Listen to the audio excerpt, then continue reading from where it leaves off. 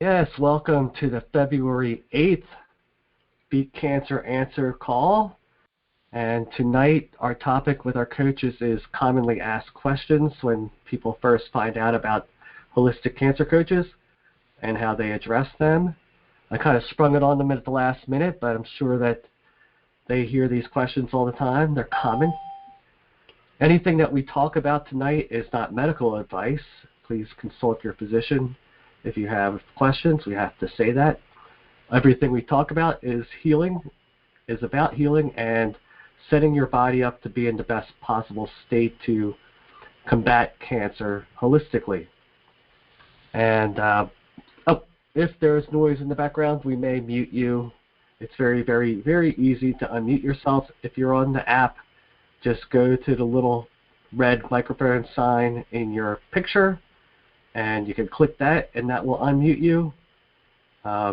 If you need to mute yourself, you have to go down to the lower left-hand corner of the app, and there's a little microphone symbol down there that will be blue, and you click it, and it will turn red, and it'll appear in your box. If you're on the phone, just hit *6. That will unmute you or mute you.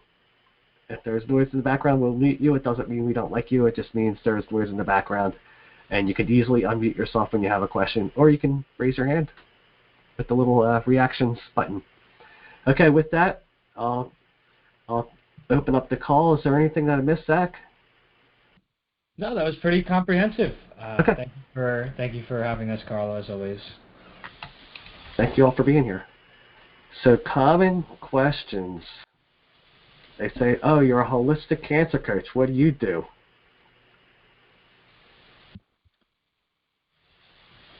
Anybody?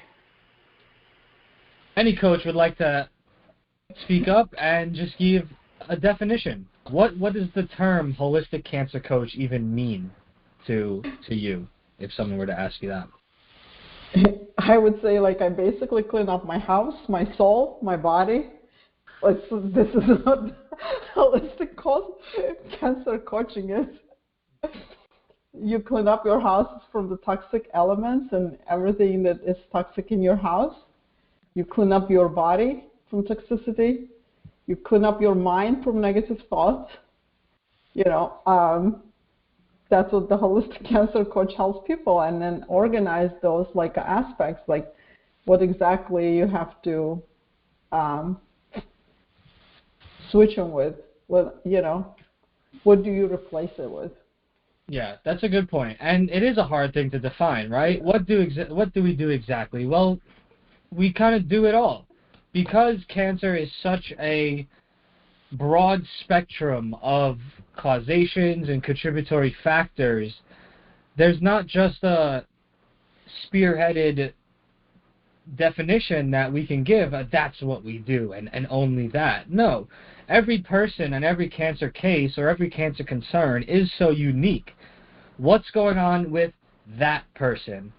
What might be their contributory factors, whether it's the physical side of things, the emotional or mental side of things, food, water, chemical products, all of the above. Depending on what's going on with that particular person, that's going to be where a cancer coach has to focus.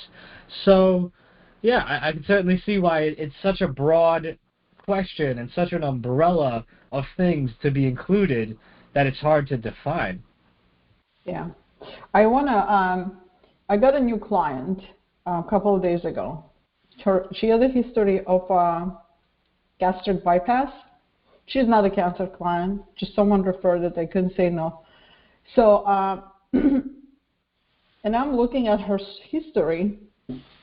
After gastric bypass, she has tons of problems. And then she's a great candidate, basically, of getting cancer down the road. Why? Because of, her digestive system has been compromised to the extent that absorption of nutrients, it doesn't happen the way it should have been happened in her system. And that comes because of there is no knowledge. People weren't given a knowledge, like in any other things. Like, for example, take me. When I had my surgery, I went for implant. Did anyone ever talk to me what the consequences of breast implant would be down the road? No one ever did. And then you learn later there's a lot of it comes with a package. And one of them, for example, developing a lymphoma or leukemia.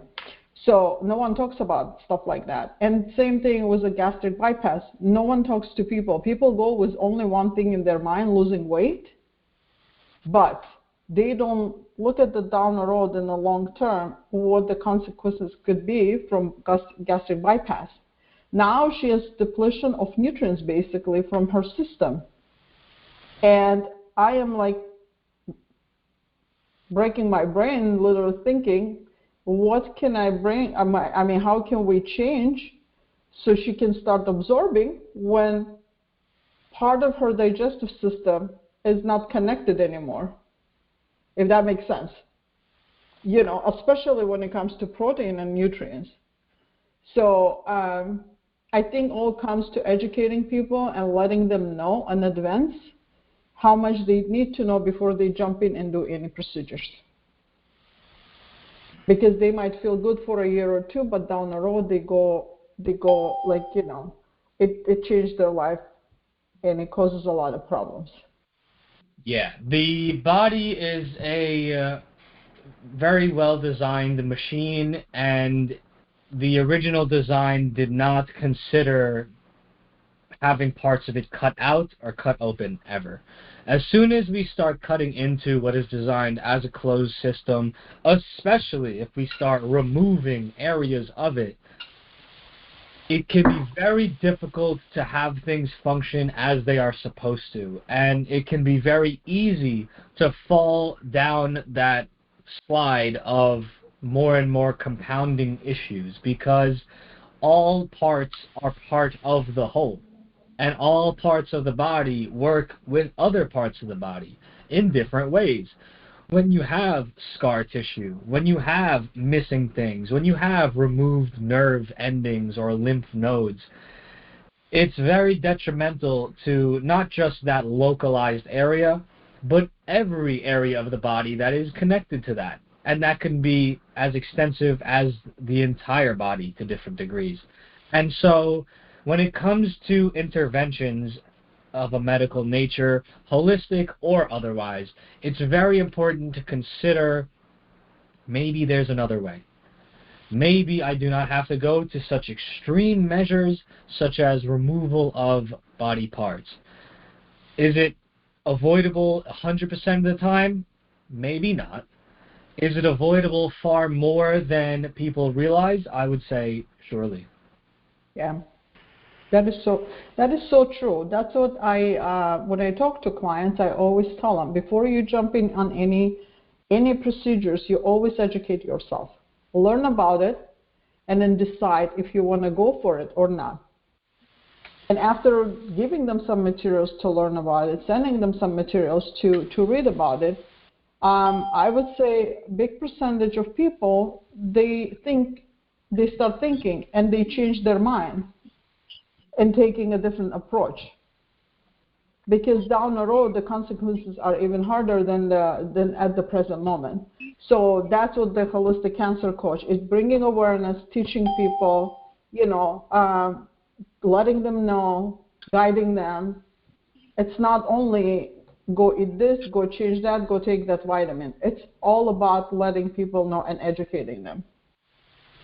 Yeah, informed consent. It seems like some of the things you were talking about, like gastric bypass, that could be an elective surgery, or not always breast replacement, but breast augmentation especially is an elective procedure. Right. And people are just unaware of the consequences down the road. Yeah. That's nuts to me, honestly. It's one thing when someone has a problem in an area and are suggested to remove that area. That at least has an air of logic to it to me. But I think it's very strange, personally, when someone doesn't have a problem in a particular organ or area, and yet removes that whole area. It's very strange to me because where do you stop, right? With that logic, it's, oh well, I can never break my arm if I get rid of my whole arm. I can never, I would really urge someone to second guess that kind of thing and that kind of so-called preventative measure. Right. Yeah, 100%. 100%. Like even root canals are yeah. they show how much damage root canals do, and they make that sound so necessary. Well, root canals are even its own thing because a root canal is an example of damaging an internal pathway, but then also leaving in dead and rotting organs and dead and rotting pieces of your body. Directly linked to breast cancer. Yeah. It's adjacent, but root canals are very interesting as well. Yeah, that is so true. Yeah. Well, fear is also part of the problem when it comes to trying to decide if surgery is necessary, because a lot of times that's what the healthcare profession is going to sort of push. We don't want to let any cancer cells get away. So, surgery or more aggressive things like radiations and stuff like that can kind of prolong the healing. Yeah. It seems like the number one sales tool, and I hate to call it that, but yeah. That makes me very sad, because today, almost like an entire day, I'm like trying to figure it out. Like this particular client, her esophagus, like her stomach would cut off in the area where esophagus connects to her stomach, and then it's been like connected by passing duodenum and jejunum, the two parts of the small intestine, that where the pancreas releases a lot of enzymes that breaks down protein and stuff like that, and other things, and especially isolates like a B12 from protein, and then it connects directly to her small intestine. So I am thinking, like, how, like, what exactly we can work with to help her to absorb those things. And how can she absorb them if her basically stomach like just connected directly through, bypassing most important organs, where the breakage goes and all of those things. Okay, Catherine. Yeah. And I think I want to qualify for you there, Maya. Different people have different kinds of gastric bypasses. They don't always bypass the stomach. Often they'll just tie off part of it. Right. But in this case, in this particular case, they bypassed the chunk of, like a chunk spot. For weight loss or because of cancer? Just weight loss. Just the weight loss. That's because what I'm surprised at that, because I that's really surprising to me, because you still need, even though they do bypass. Exactly. Yeah. It's not as if she has cancer. So I guess that surprised me, because that's what this not off a part of, clamp off a part of the stomach.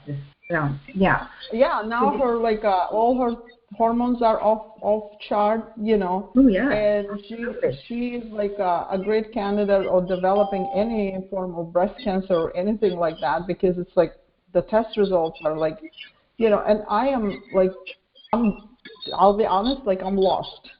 Truly, I never worked with someone who had such a gastric bypass.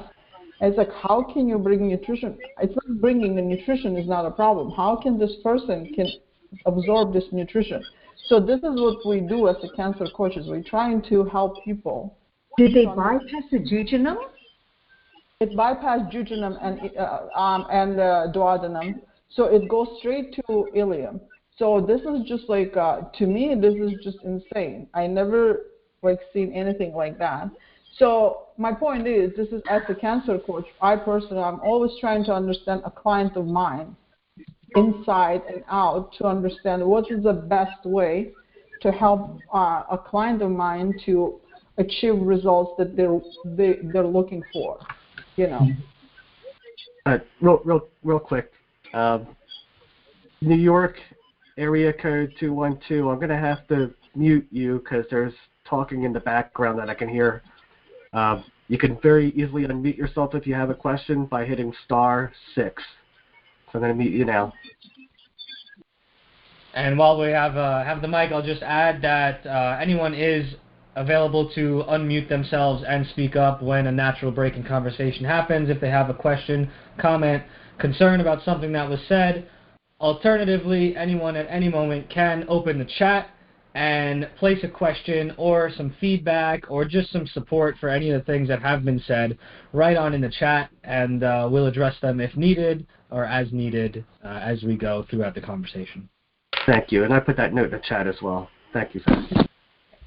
So I think I find this very interesting because Maya, the biggest question you have because of the jejunum and all those gastric juices, and you're right, even the function of the pancreas and the pancreatic juices and insulin. You're looking at someone who's viably, she's going to end up having more liquid stools, and you're going to have to really look at supporting her with not only a sufficient amount of fluid, but she's going to need a significant amount of protein, as well as essential vitamins and minerals, because that all of that function that usually starts in the jejunum is going to be pushed down line, and she's not going to get full absorption at all. Yeah. In fact, when she eats food, because of the not having that jejunum, we're probably looking at that even some of the breakdown of food is going to be difficult. So if she eats food, solid food, she may even end up having issues with constipation. Right. As well. So it's going to be interesting to see how she responds to different food products, and I would most certainly suggest that you really monitor her electrolytes. Oh yeah, no, that's not a problem. Like that, I understand that she needs more protein and all of those things. My question is she going to absorb them? Is she going to break them down? Is she going to absorb? That's my biggest question. So that's what, yes, but this seems rather drastic for a weight loss because usually it's just the stomach and not a body fat. Yeah. So it makes me wonder if there's something, maybe they got in there and something else was going on. No, I mean this is what she told me. I think at a certain point, as someone that's trying to coach someone, you have to do what you can with what you got. It doesn't sound like there's a perfect solution here. This person has had a procedure done on them where their organs have been removed and rearranged and are not in their natural function.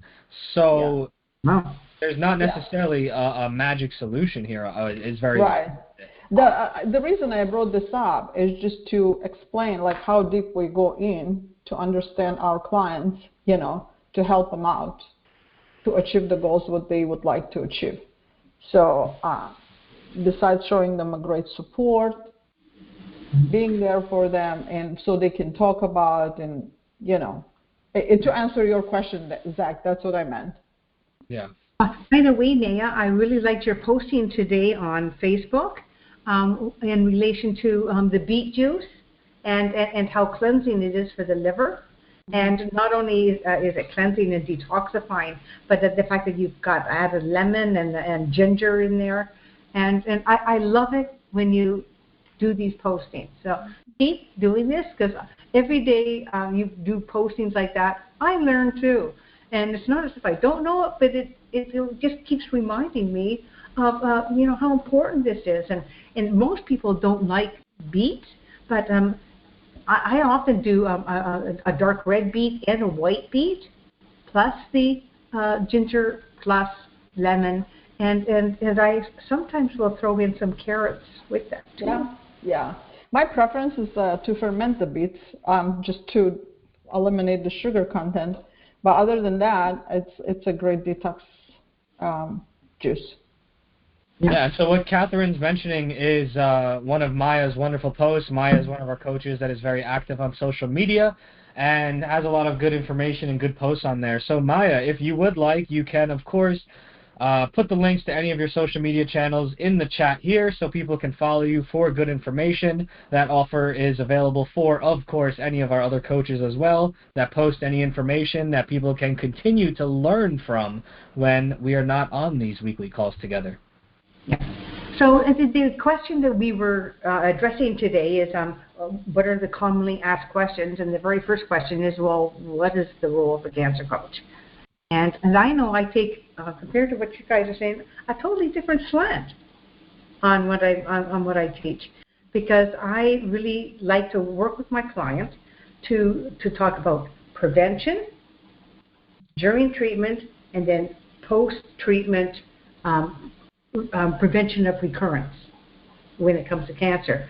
And I also want them to have somebody else, like from their family or a support person, come in when I do any of the teaching that I do, because I automatically, when I take a client, is tell them I'm going to be doing my mini-series in my education program where I teach stress and health, and stress and the impact of stress on our health, healthy food choices, the psychology of cancer, that mindset and positive mental attitude, and I get them started right off the bat with wanting them to understand the physiology and some of the key things they need to do to make changes in their life. Because I don't want them to have face recurrence. And a lot of them, my patients that are coming in, are already often having chemotherapy and radiation, and then they've been referred through to me. So, and it's very difficult as a nurse, because I can't go on that holistic health side. I have to then be on the combination of the complementary side of working with the doctor and the patient, and providing notes to the doctor on the education that I do. And I actually have documents of all my PowerPoint presentations and the information I feed to the patient, I actually provide to the physicians so that they know what I'm doing. And then I also make notes as to how I feel their client is progressing. And I never refer to my patients as patients, they're clients. Right. Because to me, it's about health and wellness as a new path as we go on in life. And they need to look at how to make lifestyle changes and making the healthy choice. And I really believe that education is key, because when you educate, they can advocate and with confidence and feel more in control in making decisions. And I think that's the whole thing, is just having that empowerment for each of them and being able to give that back to them. And then as we explore avenues of where they need help, I can then augment, whether it be psychological or some of the issues that are confronting them, and then making changes like with the environment and their health and nutrition, and then tweaking diet, tweaking stress management issues. For many patients, it's even identifying that they're even stressed. And talking about their lifestyle and how things are managed, and then guiding them to finding the things that they love, the things they enjoy, so that they're reducing stress. And I often find that between stress reduction exercises, yoga, meditation, deep breathing, I do visual imagery with them, sometimes I do Reiki, but most certainly what's important is getting them focused on that mindset of feeling in control, that they're helping themselves. And I don't tell them what I'm going to do. I let them decide. I let them research it. What are the benefits? What do they do? Because this is our job as cancer coaches, is to give them options, let them explore these things, and do you think this is right for you? Do you like infrared saunas? Do you like this? Do you like that? And right through, and it also depends if they're stage 1, stage 2, stage 4. Because the higher that stage, the more proactive we really need to be with them in getting them, creating change that is concrete and then at a faster pace than if they're just stage 1. So I slowly integrate them based on their stage of cancer, the type of cancer, but also I like to see them have a modicum of understanding physiologically what cancer is about and the changes, and because they need to have a rationale and a reason to have to create those changes in their life, and they can do that by understanding base physiology, which is why I teach immunology and the impact of stress on our health and stuff like that first, and healthy food choices second, which is usually 2 days later because I want to get them fast, and I get them journaling right off the bat. And when I explain to them, my role is purely first education and then supportive and helping them explore where they want to go, what they want to do, what is their definition of health, their definition of wellness, and then setting them on a path of having them research different things. And when we do that, I find it very therapeutic for them, but more than anything else, I feel that they are given back that sense of control. And likewise, if they have questions, I can't always answer for the doctor, but I can refer to the doctor and let them know that they're asking questions that are medically orientated, that they needed further clarifications based on the material that I provided to them. And I think this is something as a cancer coach that sometimes we can let the patients know we're delighted to work with the physicians and help them understand that we are there to support their care. And because I think a lot of physicians are afraid that cancer coaches are teaching something different, and we're really not. We're there to augment and support the patient, because we're supposed to be doing patient-centric care today. It's no longer, the old days is, we're the hospital and we can do this, this, this, this, and this. Well, now it's patient-centric, and it's, what are you doing for me? And when we look at it on that light, it gives that client more power to be able to advocate for what they want and what they need. And so I'm hoping on that holistic side that it's more body, mind, spirit, and with a good education base so that they're confident in the decisions they make. That's what I do. And is anyone else? Yeah, I have a comment. I hear a lot. I get asked a lot. So you're totally against chemo, radiation, and surgery then? I hear that. And I let them know that we're not against conventional treatment. But how do you address that question when it comes up? In relation to chemo and radiation? Yeah. Most of the patients are having chemo and radiation, and so most of them are exerting symptomology in relation to that. They're nauseated, they're vomiting, they're unstable. And so I will often, right off the bat, interface with the physician and make sure I understand where they're at nutritively, like their electrolyte balance and where they're at. So I get access to some of their medical records and what procedures they've had and how things went.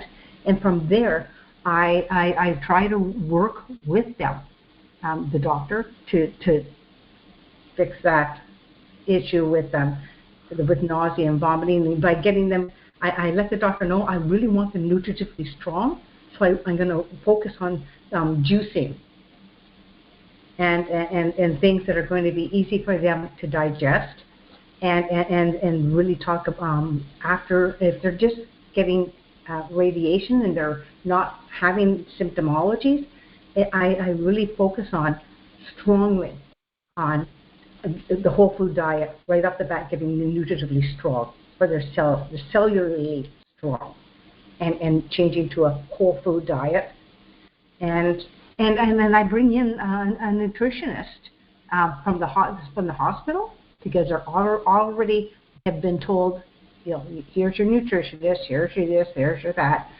and I let them know what I'm covering as far as where I'm leading them, and I find out what they want to do. Because some of these patients, especially some of the women that are HER2 and they can't have this and they can't have that, and so I don't want to cross what has already been told to them. I want to be supportive in the methodology they've already chosen, and then support them as they're going through it, fixing some of the issues. And what I'm finding is that the medical team are delighted to have someone in the community there supporting the patient, because they only see the patient, once or twice a week, and they know there's someone else there who's giving the patient ideal hands-on help. And then if I have issues, I will go to them and ask them. I will go to the doctor, I will go to the nutritionist and speak to them.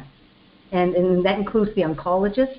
And it's interesting working with the medical team, that feeling comfortable to do so. And Maya, I know you can do this, and actually I think all of you can.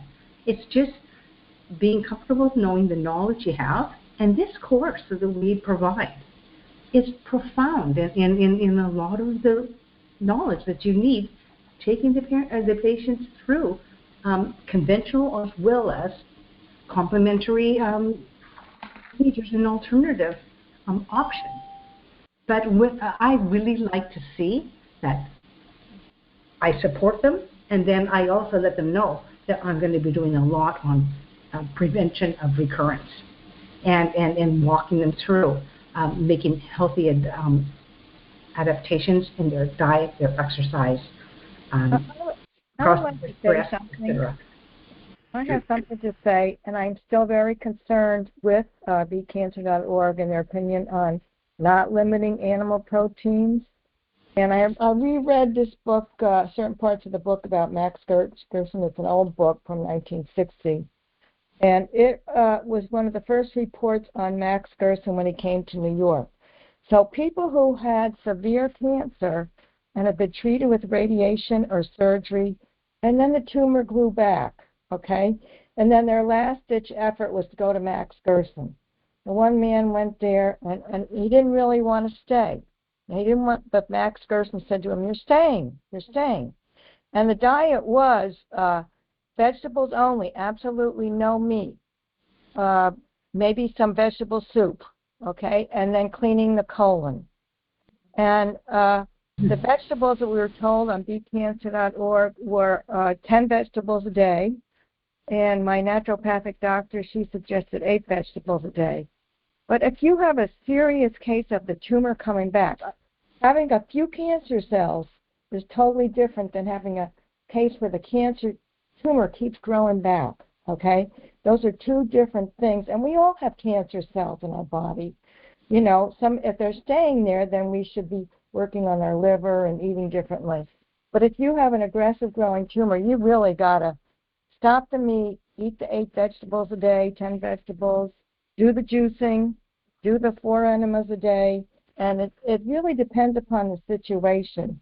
And we are primates. I know you got a lot of people in America believe that they're supposed to eat meat every day. And I had a hard time even eating one vegetarian diet at all, vegetarian dinner. I couldn't do it. I was just famished afterwards when I first tried it. But now I'm at the point where I can eat vegetarian 3 or 4 days a week, and maybe 2 nights a week I'll have, some kind of a meat or fish or something. And it's not easy to change, but what I'm hearing from this China project and Dr. Furman, that if you want to eat, I'm talking about statistically optimal. Based on statistics, then the limit to humans would be 2 or 3 servings, 4-ounce servings a week. That's what statistics show. But there are always going to be exceptions to the rule. And if you're perfectly healthy, there may be people who can eat meat or fish every week. But statistically, we're better off just limiting it to 2 or 3 servings a week. But a cancer patient should wait. Someone with a serious, they should be waiting 9-10 months, making sure they're doing the juicing, they're doing the plant-based diet. I feel pretty strongly that based on what Gerson said, that their bodies are not strong enough to digest the animal protein. We agree. That's my opinion. I know other people have different opinions, and that's fine. But that's just from what I read. So, Yep, we agree. That comes up a lot, and so I end up, kind of giving the spiel on a lot of these calls. But like Sarah alluded to, there's a lot of case-by-case scenarios, and there's a lot of individuality in health, and there's a lot of different optimal pathways, right? And what's cool about Beat Cancer is we have a collaboration and a community of a lot of different perspectives and angles and ways to view health. And so Susan was heavily plant-based and not so much for the dairy or the meat products. A lot of our programs and the course itself is very plant-focused, and that's a fantastic pathway, and that's a fantastic and very proven pathway. But I think it's important to not get caught up in that thinking that it's the only pathway. There are a lot of different solutions. There are a lot of different approaches to health, and there are statistics in so many different directions. There's a lot of statistics on plants being the only thing that you should eat. There's some people that can pull up some statistics that say you should only eat animal products, right?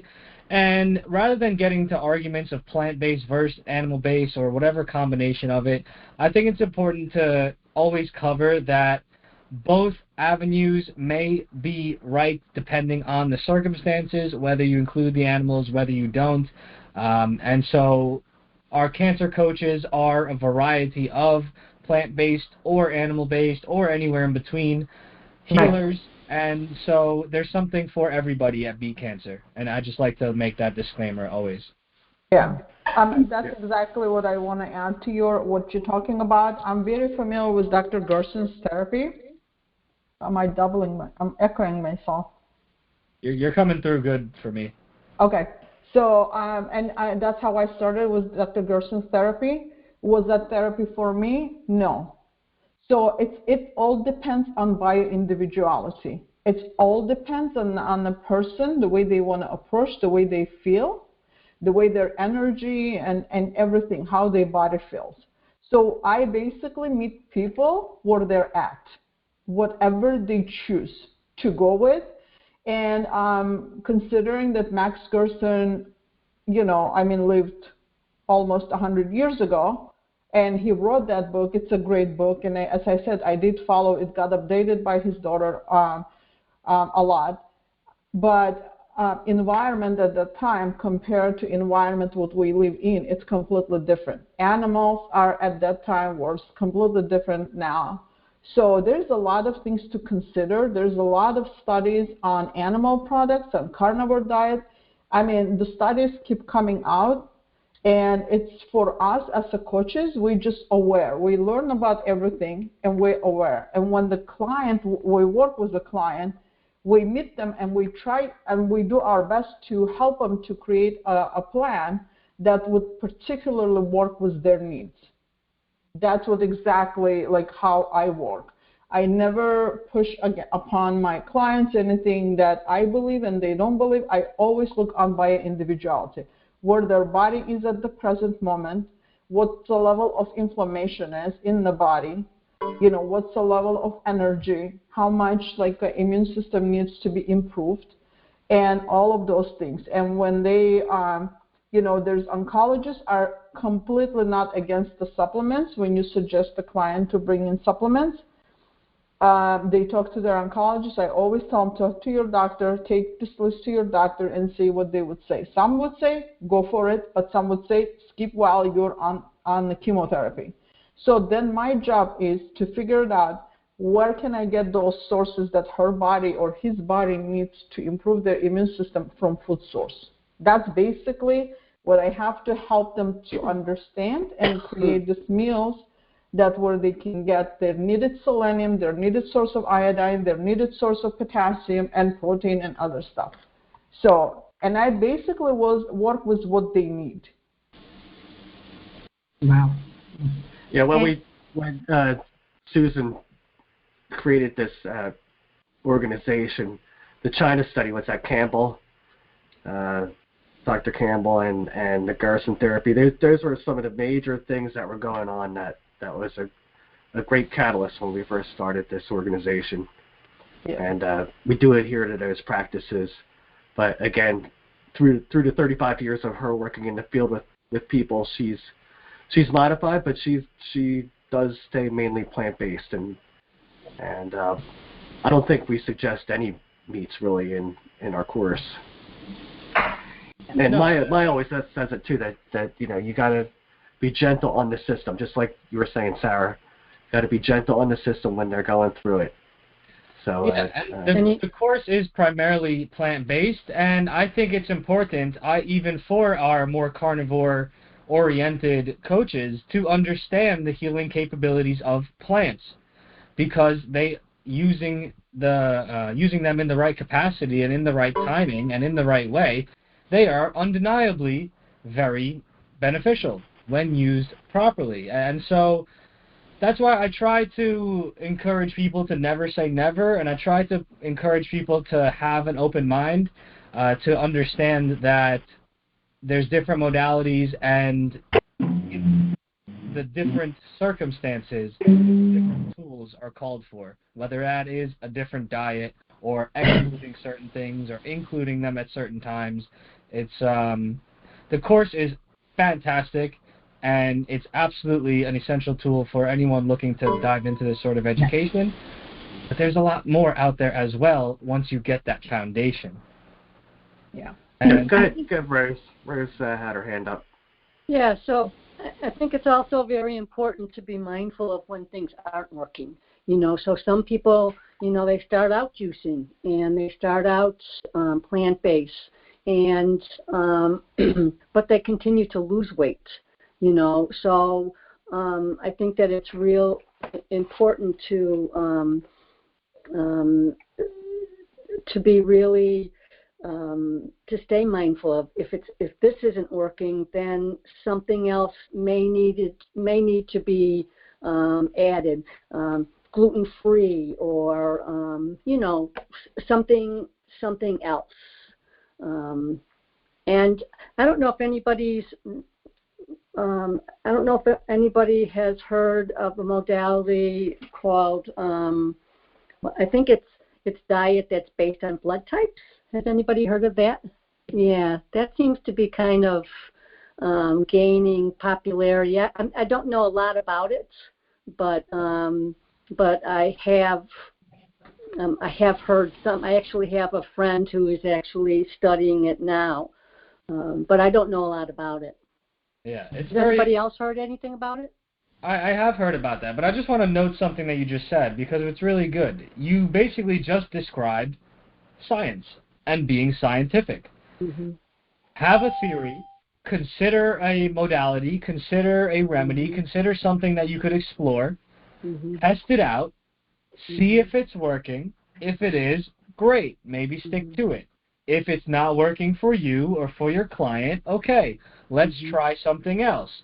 And that's important, to not be so hard-headed and dogmatized that you try to force one modality or one pathway, even in the face of, okay, maybe this isn't optimal for myself or this person. That's scientific. And so that's a great attitude to approach things with. Right. It seems Catherine wants to speak up. Yeah, I think something that's interesting that I wanted to comment on too is the intake questions. Remember the intake questions that you take when you have a new client, and I think that's on our it's in the cancer report, and I have taken that and I've expanded it. In fact, it's actually almost too long, and I ask my clients to answer the questions if they can. If they think they're not important or they really don't want to discuss that, just say not applicable. And so it helps me shape where they really want to go and what they want to learn. And I really that's something maybe I will share with you guys, and maybe in not this week on the cancer coaching, the following week, and we can look at it and say, oh wow, this is yes, it's in depth. But how do we shape that so we can then shape our care? And a lot of that is the client not understanding where they, or even voicing where they want to go themselves, and what they want to learn, so that I can then support them more. And it's kind of nice when you can feel that I have them fill it out, and then we discuss it. We spend 2 hours just going through the questions, and I ask more questions and take notes, and from that, and they provide me with any lab work they have or results of their any procedures they've had and stuff like that, and their diagnosis and stuff. And they get, and actually even a lot of the physicians even send me notes. And I barely understand. I haven't asked for them, but they send them to me anyway, which is kind of nice, because once they know that we're collaboratively working together, I find it amazing, especially when I show them the extensive information that I got from the client and stuff that he didn't even know about. And so I think it really helps when they start seeing that, hey, this person might be really supportive for them. And she has a plan of where she wants to take them, but at the same, educationally, and then how I help them achieve what they want to do and set a plan of care. But what's really interesting, though, is that you can't just guess by them saying, I've had a gastric bypass. It's really important to get a total picture of who they are, their health history, medication history, everything involved, so you have a full understanding of where you're going with this client and who they are and what their true needs are, and even their support structures. Yeah. So I'm going to go ahead and I'm going to, Maya, I'll let you review it and let you tell me what you think of it, okay? Sure. Yeah. Sure. I have that intake form too. I think it has like 85 questions. This is just beyond this is beyond food sensitivity and other stuff. That's why I said we go so deep to understand the body. The Gerson therapy is a great therapy, but is it for everyone? There's the people who cannot even digest raw food, who cannot break down fiber. You have to look so much deeper into the human being and understand why. What is the thing? What balance their microbiome is, at what level. So there's a lot of pros and cons when it comes to whether it's Gerson therapy or carnivore or any other things. It's before we jump into, just because we know Gerson therapy is a great therapy, that doesn't mean it can be applicable to everyone. It would be the easiest thing for us to do, actually, to put everyone in Gerson therapy. Not to break our brain. Okay, what particularly would work for this client? But it's all comes to by individuality. You have to learn about human being itself before you suggest anything at all. Yeah.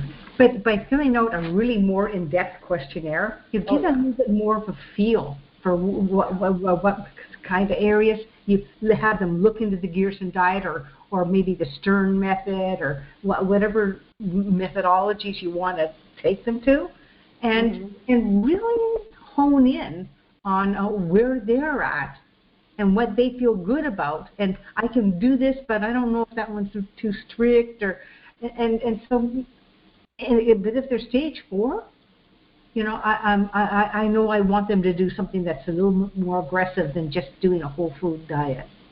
And so I think the biggest thing is really understanding clearly the type of cancer they have, the stage of their cancer, what modalities they have or have not instituted, and where they've even what they've already built in, and who they've spoken to, and what resources they've looked at, because that really helps shape things that you may have to correct, as well as then augment anything that is good, and provide further support. Right. So I really think I'm going to have you take a look at it. I think maybe Carl, I'll send it to you too, okay, Zach and Carl, and you can see how extensive this is. And actually, why don't you share yours with me too, and with Carl and Zach, and then we can see do we need to even adapt an intake form that will help our coaches get a good, firm understanding as to who their client is. Right. Yeah, I would certainly appreciate taking a look at the form that you use or the form that any of our other coaches use, and this way we could share and collaborate and whatever, however many others of our coaches can make use of those forms. That would be a great resource. So thank you. Can I very quickly add to Sarah's, like when she was talking about like 8 or 10 vegetables to eat? So it's like this is some kind of assumption that made by someone. Do you know what I'm saying? There's no rules like how much vegetables can you eat, whether it's 8, 10, or it all depends how much can you tolerate, how much can you absorb, and how much can your body take it. It's not about someone wrote it 10 vegetables, someone wrote it 8 vegetables, or you cannot eat that, or you can eat that. It all depends what you can do for yourself and what your body is capable of doing. Right. I'd like to maybe sum up because we're at the top of the hour. Yeah. So some of the things that I heard is that we don't go against conventional treatment. We tried our best to work with the doctors. We talk to each client as an individual. They don't get a cookie cutter plan. They get an individualized plan based on a comprehensive questionnaire, 85 questions or more. We get to know that person and what they can be able to do with us. We inform them of the potential hazards of some of the things they might be doing, like elective procedures, and how do we deal with that afterwards. We are a resource for them to talk to, so they don't feel like they're going crazy. And we want to know what they've been doing, how's it working, and what's not working. And did I miss anything else? We clean up house. I think we make sure we clean the environment that they live in, as well as their body and their thinking. And what else? Did I miss anything that we talked about tonight? And I think one of the things that we as cancer coaches can point them to proper educative research and sites, and not to Google. Everything we say is research-based, and we don't want them to be lost. We don't want them to be lost. That's the power of having the cancer coaches. You're getting proper education and proper resourcing that's being fed out, and that they have the opportunity to learn, and that's easy reading and not so complex that you can't understand it. Patient-centered and research-based. Yeah. And remember that all individuals are individuals. What works for Susie might not work for Mary. What works for Mary might not work for Joe. So with that in mind, we always have to keep in mind that there's no one-stop solution, no one-size-fits-all for everybody all the time to health. Let's not get caught up on hard and fast rules and metrics and things that we want to blanket apply to everybody. There's a lot of different ways towards good health. Let's collaborate to find them all and explore what works. Yeah. And I like what you said, no one solution, because I can honestly tell you, most of my clients have already chosen multiple avenues that they choose to adopt and change. And they need to understand, this isn't just like for a couple of months. This is for the rest of your life. This is a lifestyle change. Right. So, and this is part of the having the courage to take the chance to make the choices and commit to those changes, because those are the things that they need to do to remain healthy. Absolutely. We are out of time for tonight. Thank you, Catherine. Thank you, everybody, for participating in the conversation. Coaches, please be sure to join us on the coaches-only call, an internal staff call 10 minutes from now. Contact me if you need the information for that. Carl, any closing thoughts? Nope, that's perfect. I was just going to say almost exactly the same thing. Awesome. Thank you, everyone, for joining us. Be sure to catch the recording on the BeatCancer.org YouTube channel if you so choose. And we will see you next week, same time, same place. Hope everyone has a wonderful week. All right, bye now. Everybody, have a good week. Bye.